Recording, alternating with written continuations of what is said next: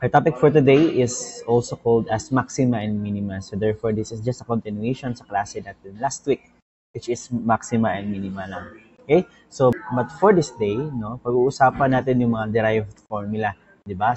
As we will recall our topic last week, no, yung maxima at minima na derive natin. For example, we have a triangle na right triangle.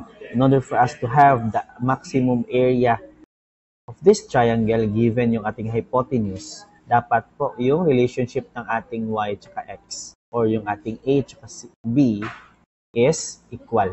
No? Yun yung na-derive natin last week. No? If you can recall yung topic natin last week.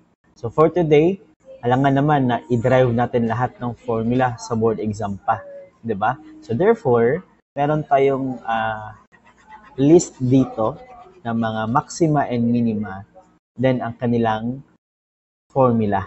In order for you na hindi ka na magde-derive, so igagamitin mo na lang to kasi these formulas are derived using yung maxima and minima na tawag dyan, concept. Yes. Okay, so isa-isahin natin to. Medyo marami to, 17 formulas, 17 equations. So you need to memorize this one or familiarize. Then, hindi to lahat meron pa mga other maxima and minima na hindi nakasaad dito. So therefore, just do your own research, kumbaga. Kasi minsan, hindi naman lahat ng formula is nandito. So first natin is minimum ladder or minimum length of ladder leaning against a wall. For example po, bibigyan tayo. We have a building. And then, sa building, meron tayong wall. Diba? Then, ano po daw yung pinakamaliit na length ng ladder na pwede natin gamitin na aabot siya sa ating building, which is given yung height ng ating wall and yung ating distance from our wall to our building. So, ang relationship po nila, class, is length raised to 2/3 is equivalent to height raised to 2/3 and x, which is yung ating distance papunta sa ating building, raised to 3/3. Okay, so how about bibigyan ka ng isang intersection, and then ano po daw yung pinakamataas na beam or na length na pwede mong idaan dito na pwede pa siyang magkasya. So longest horizontal beam that can pass through a 90 degrees intersection. So for example, this is our intersection, this is our y, and this is our x.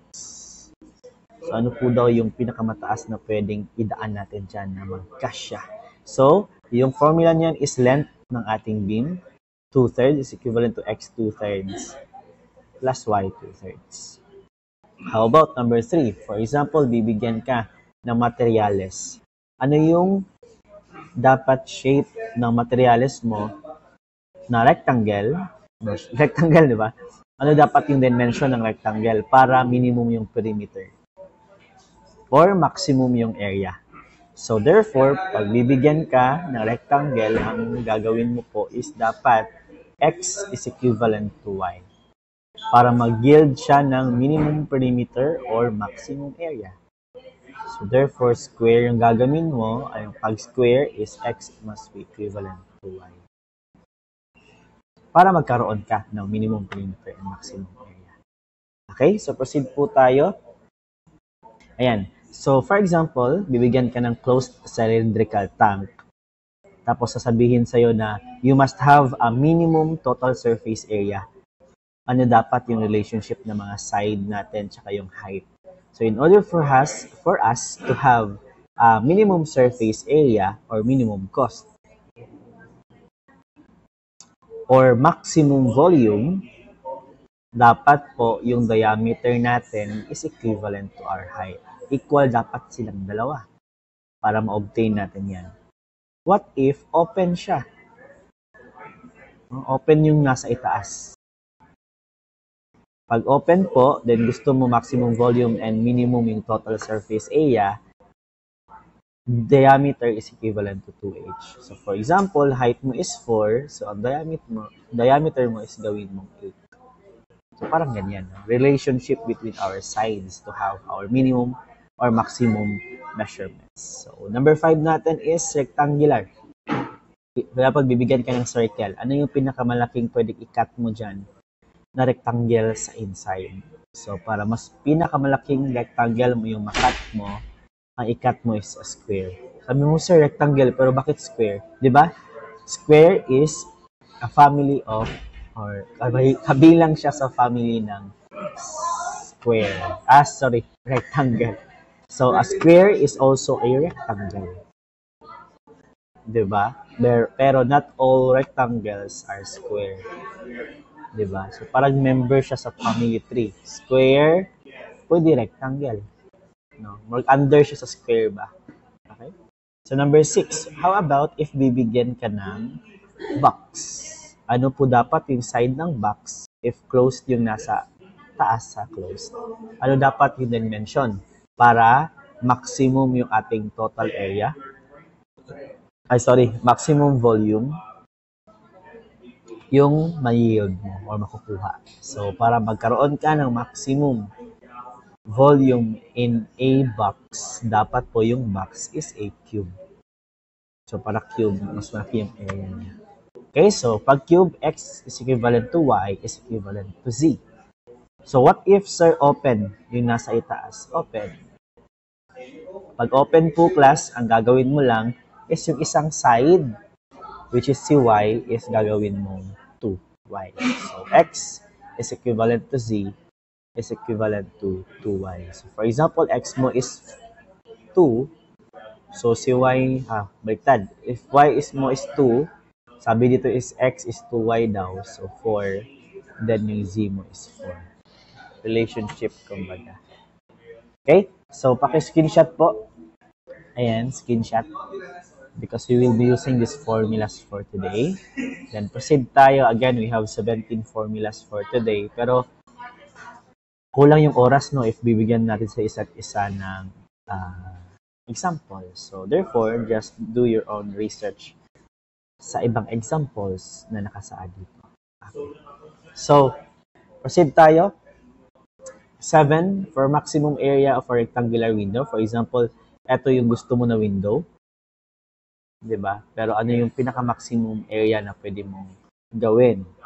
Dapat, no, sa kanilang mga sides. So, therefore, in order for you to yield a maximum area of this window, dapat height mo is equivalent to your y. For example, we have here a lot, rectangular lot. For example, dito is river. So, therefore, wala tayong fence dyan kasi river siya. Diba? So, minimum perimeter of a rectangular lot of known area to be fenced on 3 sides only. So, 3 sides lang daw yung i-fence. Ano dapat yung length ng ating mga sides para minimum, pinakamaliit na perimeter yung magagamit natin. Okay, so sabi dito, x is equivalent to 2y. So therefore, if ang y natin is 2, gagawin mong x na 4 to have your minimum perimeter. Next one is a gutter. Yung dito yung dumadaan yung tubig, no, gutter. Yung kanal, yes, gutter na trapezoidal. So, ano daw dapat yung size ng gutter na trapezoidal for maximum capacity? Ibig sabihin po, mas marami siyang ma-hold na water. So, eto dapat yung kaniyang shape. X is equivalent to 2y. So, ibig sabihin po, in order for us na yung gutter is mas malaki yung ma-hold niya, dapat, for example, x is 4, y is 2. No, kasi twice ng y si x. Okay? So, how about number 10 na tayo? Okay? So, maximum volume of an open top. So, ito yung na-discuss ko kanina, di ba? Pag open yung top, ano dapat gagawin mo? Known surface area. So, dito po, gagawin po natin is pag open yung top para maximum yung ating volume, dapat height natin is twice our x. Ay, baliktad. X is twice ng height. So, if ang height natin is 2, x natin is 4 and 4. Ayan. So, ito kanina, discuss ko na, no? Pag open yung cylindrical tank, ang relationship dapat nila to have, in order for you to have the minimum total surface area, then maximum yung ating volume, the diameter must be equivalent to 2 height. So, kung height mo is 2, gawin mong diameter na 4. Okay, number 12. Maximum area of a Norman window. So, ito yung shape ng Norman window. In order for you to have a maximum area sa Norman window, dapat po daw ito yung mga sides mo. Radius, y, and x mo. So, ang relationship nila is si x dapat is twice kay y. Then, si radius is half ng x. So, therefore, parang 2y or 2r. Sorry, 2r. Yes, tama, 2r. So, x is equivalent to 2y or 2r.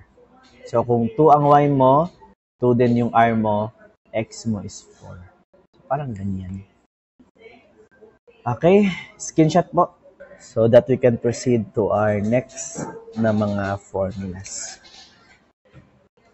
Sige, proceed tayo class ha. So, dito po, ayan, largest rectangle that can be cut from a given triangle. So, ano po yung pinakamalaking rectangle na pwede natin makat sa isang triangle? Ito po dapat yung gagawin natin. Okay? So, pag may height ka, for example, 5, the base mo is 10.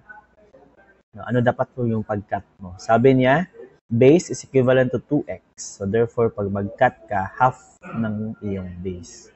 Yung height, same pa din, half. So, therefore, 2.5. Okay. So, next one is number 14. For example, nasa park or sa plaza. Then, you have a statue of Rizal. For example, Jose Rizal. So, ano po dapat yung distance? Kung sukat-sukat pa sa park ba?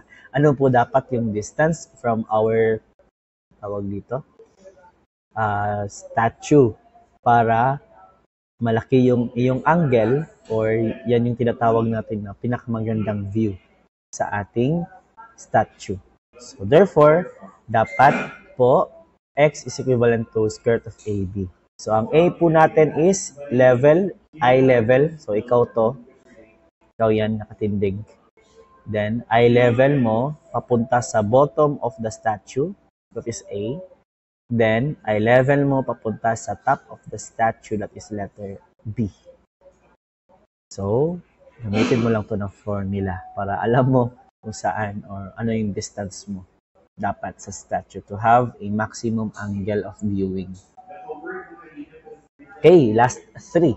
So, 15 natin, ano po dapat yung ating largest rectangle, no? In order for us na makat natin sa isang ellipse. So, for example, here is our ellipse. This is our letter A, or side A. This is our side B. Ayan. So, pag-cut mo raw po is x is equivalent to a square root of 2. So, etong x na to, ayan, x tsaka x. Pag-measure mo dapat is a, i-divide mo sa square root. So, for example, y, ano kukunin si y that is just b, eto, is i-divide mo lang sa square root of 2. Okay, so proceed tayo sa number 16. For example, you have a cone. Ayan, cone siya. Nasa ice cream cone na binaliktad. Ano po yung ating pinakamalaking pwedeng ilagay dyan na sphere? Or, for example, meron kang sphere. Ano po yung pinakamaliit na gagawin nating cone para mag-kasya siya? Okay? So, try natin to. At anong mangyayari? Sin theta is equivalent to 1/3. So, therefore, yung theta mo lang dito, multiply mo lang sa 1/3 para malaman mo yung ating angle. And for the last one, for example, we have 2 poles. For example, this is your flag pole, then ito yung pole na logo ng school mo. For example, ha? So, if lalagyan natin siya ng wire sa taas, pababa. Dito din, wire, taas, pababa. Then, i-meet natin sila. Ano po daw yung ating pinakamaliit, no? Minimum length of wire running from the top of one post, pababa. Then, sa kabila, pababa. So, in order for us to solve that one, so extend mo lang to class. Extend mo lang din to, extend mo. Then, extend. So, x, ito po yung ating distance from one pole to another. This is our small tawag dyan, pole. Then, this is our b, yung height ng ating mas mataas na pole. A is yung height ng maliit na pole. No? Then, b is the distance of your small pole papunta sa large pole mo. So, therefore, pag solve po niyan is x over a is equivalent to b over a plus b. So, ato. Pag b to, b din to. So, b din to. Okay, so I think that's it. Paki-screenshot po. Kasi gagamitin natin yan for this day. We have 7 problems. I think this is 7. 5, 6, 7. 7 problems. So, start tayo sa ating first problem. Question. The hypotenuse of a right triangle is 14 meter. Find its perimeter if its area is maximum. Okay, thank you po. So, sabi dito meron tayong right triangle. Ang kanyang hypotenuse is 14 meters. Ano po daw dapat yung perimeter niya na maximum? So, therefore, dapat alam natin yung relationship between our A and our B. So, pakitingnan sa screenshot natin kanina. Sa tingin nyo, saan siya na formula doon? Yes? So, tingnan ninyo, wala doon. Yes, wala doon. Wala siya doon. Kasi, example natin to last week. Diba? Tayo yung nag-derive ng formula na to. So, last week, we have derived that if we are, ano yun? No? Pag meron tayong right triangle, ang relationship dapat ng ating mga legs is x is equivalent to y. Tama ba? Ito yung nag-derive natin last week. Diba? So, ito yung gagamitin natin. Okay? So, ang binigay sa atin is hypotenuse. Therefore, ito yung gagamitin natin para ma-relate silang tatlo. That is c squared is equivalent to a squared plus b squared. That is 14 squared is equivalent to a natin is x squared plus y squared. And then, gagawin natin is substitute substitute natin yung equation number 1 natin. Okay? So, therefore, yung equation number 1 natin, x is equivalent to y para magkaroon tayo ng maximum area.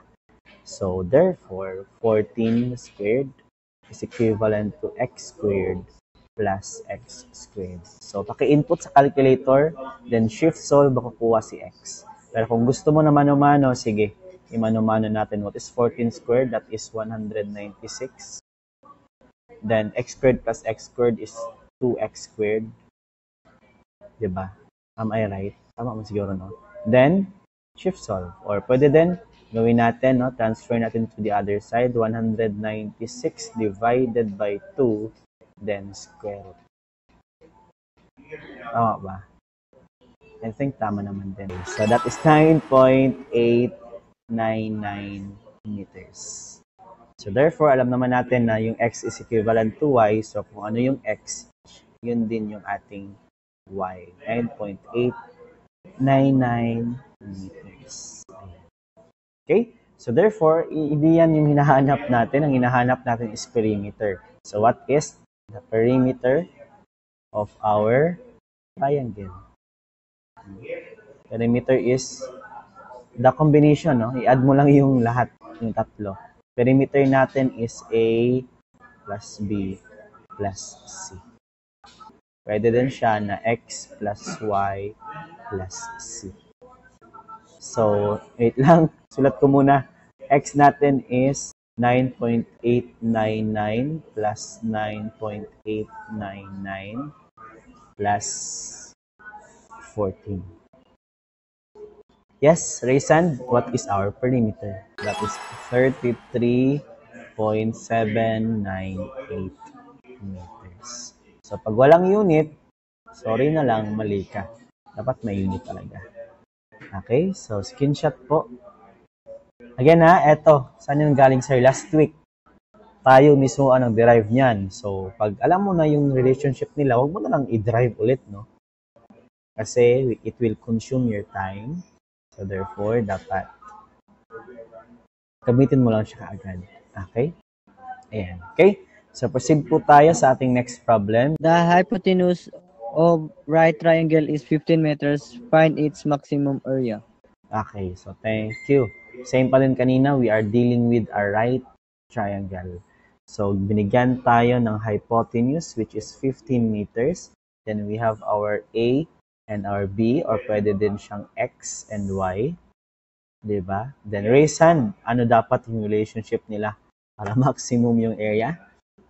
So, X is equivalent to Y. Na-derive natin yan last week, diba? So, same pa din kanina.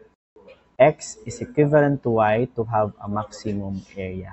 So, therefore, gagamitin natin si Pythagorean theorem, A squared plus B squared. So, therefore, that is our. Then, proceed tayo. Substitute lang natin siya. 15 squared is equivalent to X squared plus Y squared. So, therefore, substitute natin yung ating equation number 1. So, try natin yung y ating i-substitute or yung x yung papalitan natin, ha? So, again, same lang yun ang answer. Pero try lang natin. 225 x squared, papalitan natin ng y kasi equivalent lang naman sila. Y squared plus y squared. Okay, so pwede mong gamitan ng shift solve, makukuha mo si y squared. Pero kung gusto mong mano-mano, that is 2y squared. Then, lipat mo si 2 sa kabila. Then, square root mo. Y is equivalent to the square root of 225 divided by 2. Ayan.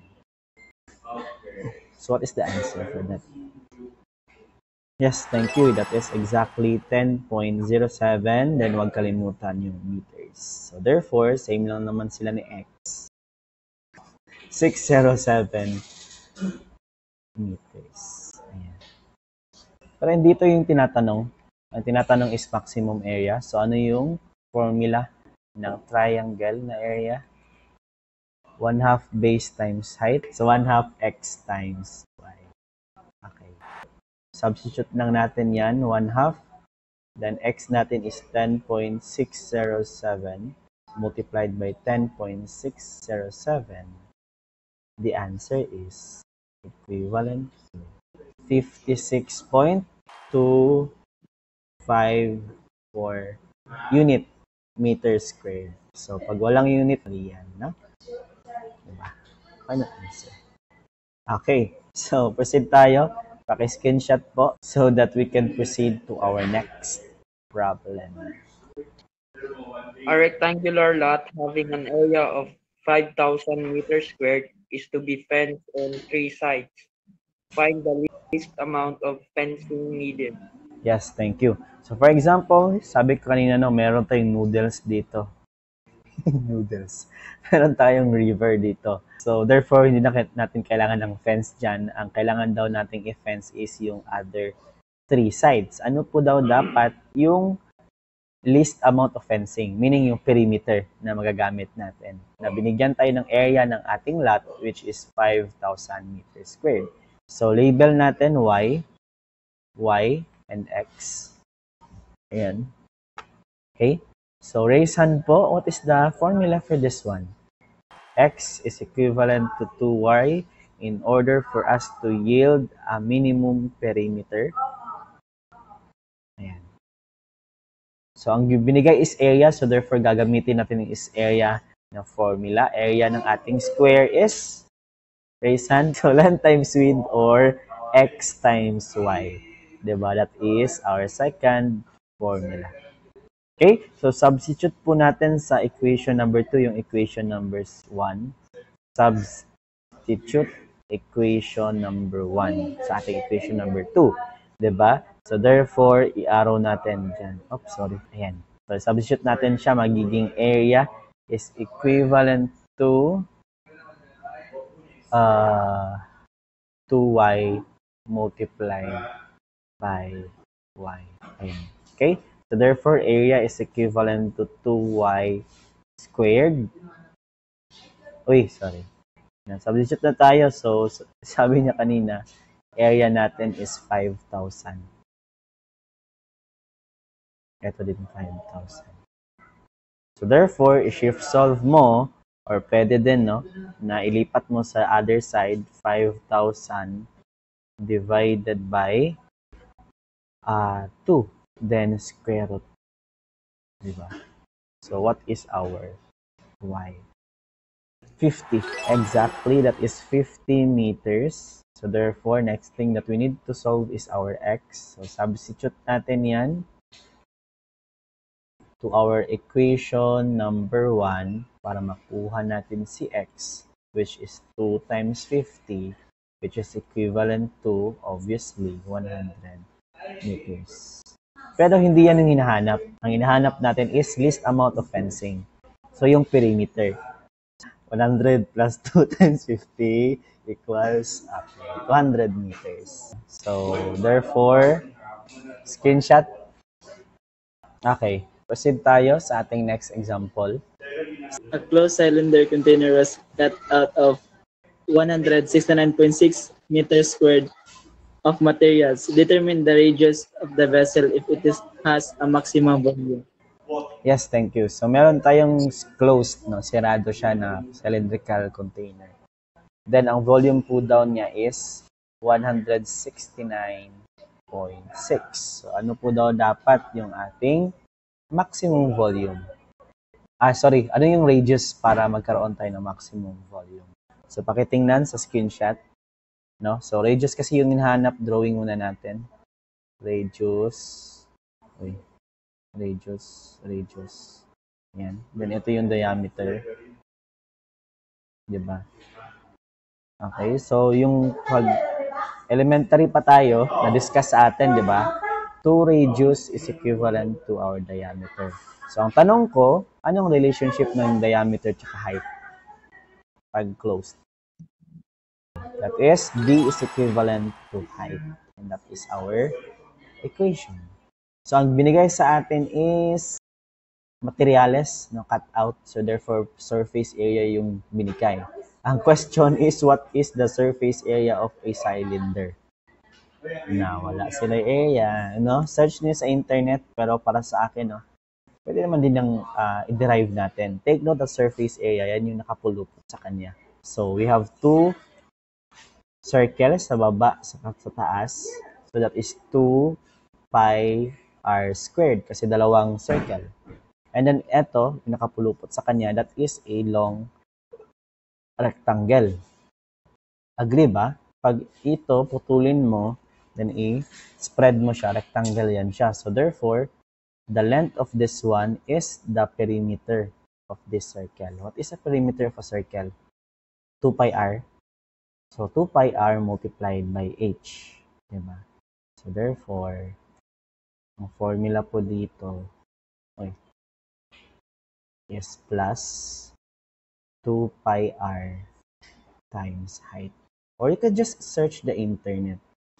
Sa akin kasi, hindi ko memorize. So, therefore, i-drawing na lang ako.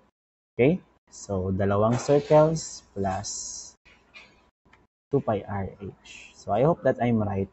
Paki-search lang siya. Okay? Substitute natin yung equation 1 natin dito. Surface area po daw natin is 169.6. Then, 2 pi r squared. Plus, sabi natin dito, 2 pi r. Ayan, sorry. Kasi radius yung ginagamit natin, hindi diameter. So, therefore dito, height natin, sinabi natin is equivalent sa diameter, which is twice ng ating radius. So, papalitan natin si height ng 2r. And then, shift solve. Makukuha mo na yung ating sagot. No? Pag-ilista na mo x sa calculator. Tapos, shift solve. Makuha si x. So, what if walang shift solve sa board exam, no? So, mano-manuhin natin to. 169.6. This will become 2 pi r squared. And dito sa kabila, multiply magiging, plus 4 pi r squared. So, i-add natin sila, 169.6, 6 pi r squared. Ayan. So, therefore, dito ko na lang ilalagay, r is equivalent to, lipat natin to, and lipat natin si squared, magiging square root of 169.6 divided by 6 pi. Ayan, calculator mo. Or pwedeng shift solve. Okay, what is our answer? So, 2.99999. So, round up ka, magiging 3. Exacto. 3 meters. That is our answer. Di ba? Kasi radius yung hinahanap. So, what if hahanapin yung volume? Find the volume. So, hindi naman siya hinahanap. Gusto ko lang siyang hanapin. What is the volume of a cylinder? So, if nakalimutan nyo yung volume ng cylinder, take note that any volume na kinocompute ninyo, that is just the combination of your area. Then, i-multiply mo kung gaano kataas. So, therefore, ang area natin dito is circle. Multiply by height, yun na yung volume. So, therefore, volume is equivalent to pi r squared times height. Ayan. So, therefore, gawin natin dito is pi r. Ang r natin is 3 squared. Yes. Na times height, which is 6. Ilan na siya? 169.646. Then, huwag kalimutan yung meter cube kasi volume. Ayan. So, screenshot po so that we can proceed sa ating last 3 examples. So, proceed po tayo sa ating next problem. A box with open top and square base is to be constructed using the minimum amount of material. If the volume is to be 32 cubic meters, what should be the height of the box? Ayan, thank you. So, pakihanap po sa ating formulas kung ano dapat yung ating measurements na gagamitin dito. Okay, so sabi dito open yung top. Open. Lagyan natin open. Okay. Then, ang binigay sa atin is volume. Hahanapin po daw natin yung height ng box para minimum yung amount of material. So, lagyan natin ng label, di ba? X, Y, and Z. Okay, yes. Anong number doon? X is equal to 2h. 2h, which is ang h natin dito or height is yung ating Z. Okay, so therefore, dapat daw square ang sa ilalim, di ba? Tama ba ako? Square dapat ang ilalim, then height is twice. Yung x is twice ng height. So therefore, x is equivalent to y, di ba? Dapat square yung base. Then ang z is twice, no? 2z. Okay, so yan yung gagamitin natin na formula.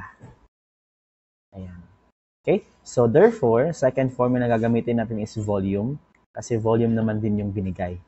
Again kung ano yung ibibigay na data, yan yung gagamitin mo na second formula.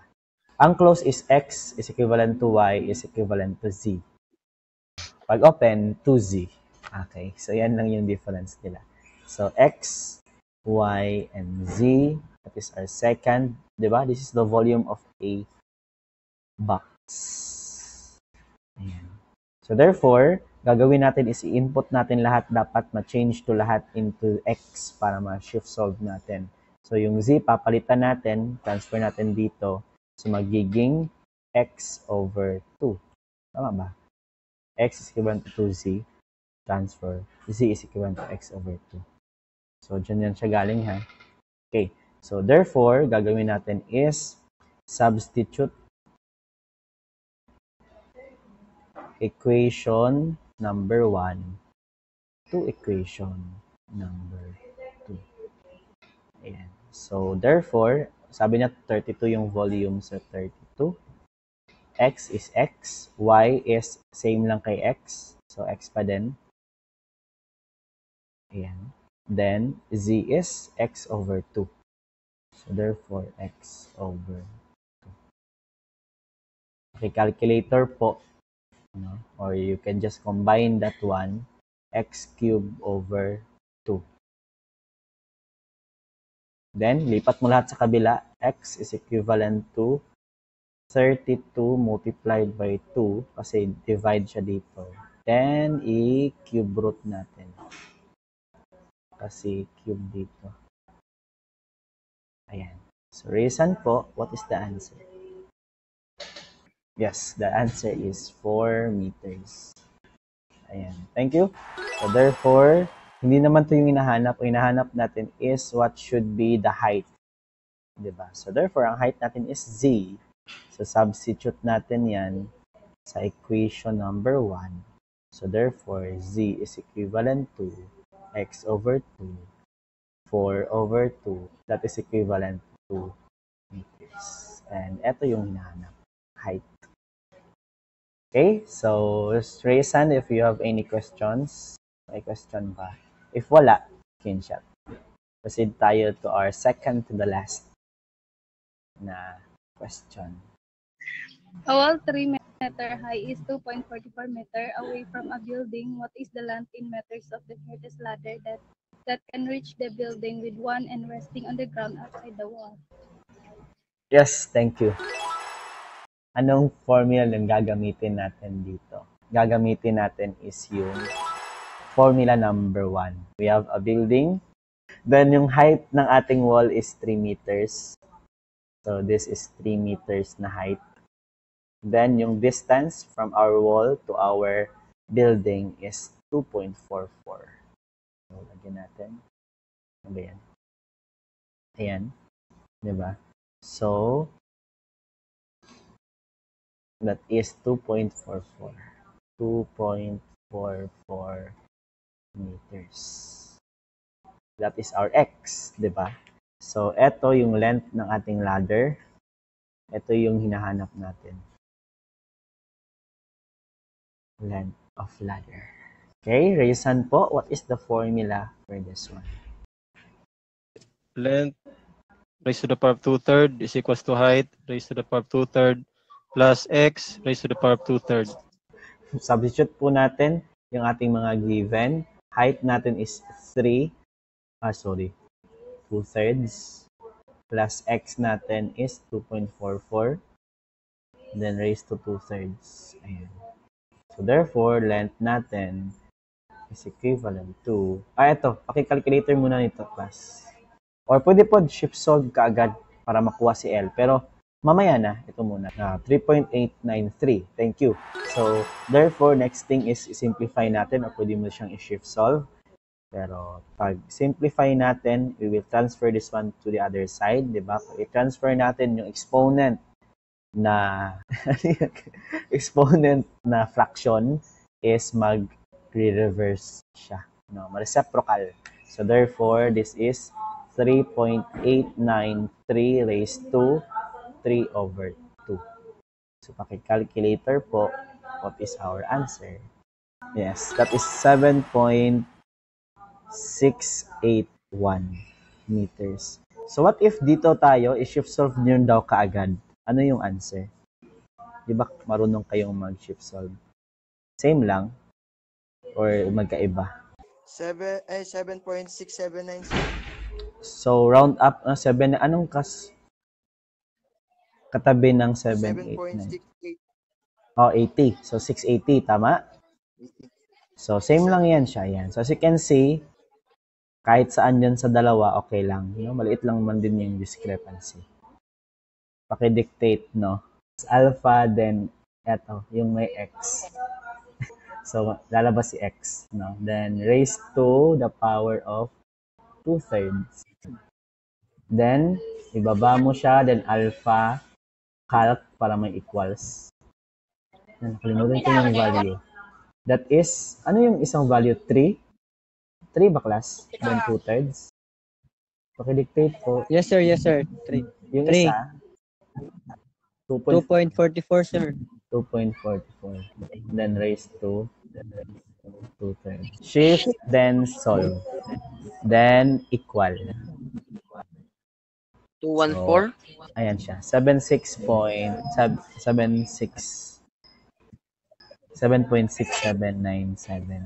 So, proceed tayo sa ating last example. Screenshot. The lower edge of a picture is 4 feet, while its upper edge is 9 feet above the eyes of the observer, who is 6 feet tall. How far horizontally from the picture should the observer stand such the angle subtended by the picture of the observer's eye would be maximum? So, thank you for reading that one. So, anong formula yung gagamitin natin? Nandoon ba to sa 1 to 17 natin? Lagyan natin ng label, no? First, 4 feet lower edge of the picture papunta sa above the eyes, no? Eye of the observer. So, therefore, this is 4 feet. And then, 9 feet yung top. So, dito papunta dito is 9 feet. Ayan. And then, yung height ng ating observer is 6 feet. Ayan. And then, the distance, yun yung hinahanap natin. Ano dapat yung distance para pinaka-maximum yung ating tawag dyan, angle ng ating pag-view.